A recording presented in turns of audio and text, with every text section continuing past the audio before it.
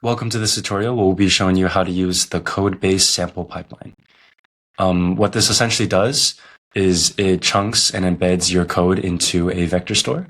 And this can be used for debugging, using any chat systems, and this is the very basics of any semantic reasoning system. This is the pipeline itself, just a very basic outline. It goes from the webhook. This is where you actually submit your code. This gets sent into the preprocessor, which actually chunks your code and gets it ready for embedding, which is done in the next connector. And this essentially just embeds your code and sends it off to the vector store. Okay, so now I'll show you what the final product of this would look like. So here I'm in the collection that we sent everything to in Qdrant. And as you can see, these are all the points, and each point has a chunk of the code that we sent in. This is a pipeline we've already ran before. I'm going to start over just to make it easier. So if we go to home, go to new projects, it'll be the code-based chat template. So if we click into that, we can see it's exactly what we saw before. And as for things to change, the only thing you need to add is your credentials into the vector store. In this case, we're using Qdrant. You can use whatever vector store you're most comfortable with. For Qdrant, there's two options. There's the cloud server and your local or your own Qdrant server. In this case, we'll be using the cloud server just because it's easier to implement. If you want to use a local host, we have documentation online for you to look through. So the two things you need for the cloud server is your host IP and your API key. This can be done through the Qdrant website.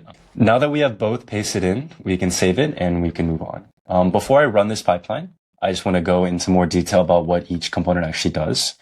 So first is the webhook, and this allows you to send in files through HTTP request. And once that file is processed, it gets sent into the pipeline.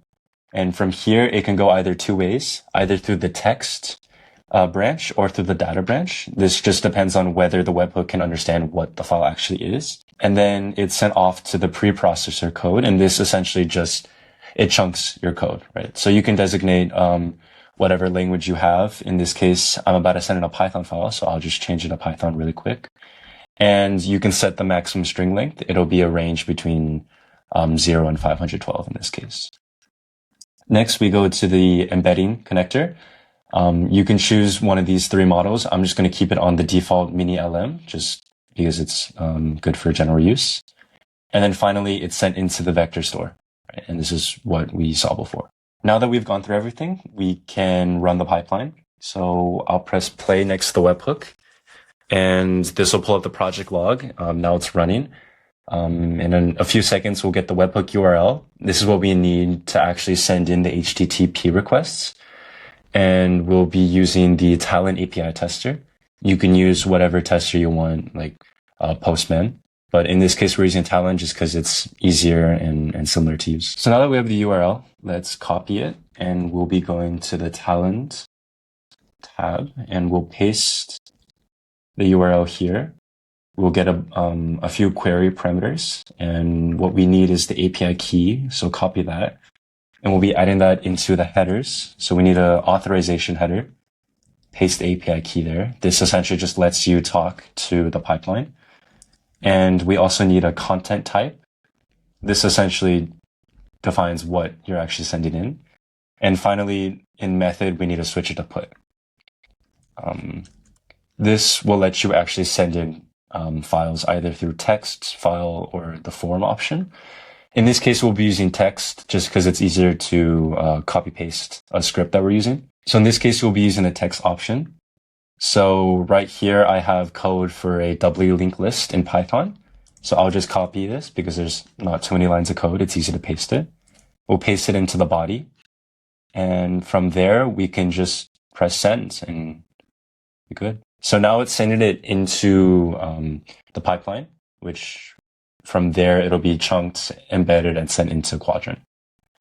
So yeah, we got a 200 response with the green bar. So that means everything's good to go. You can't actually see it from Talend. You have to go to the Qdrant UI. So let's go there now. So if we go to Aparavi G, which is what we called it, you can see that we have all the points here. And in each line, we have the content, which is lines of code.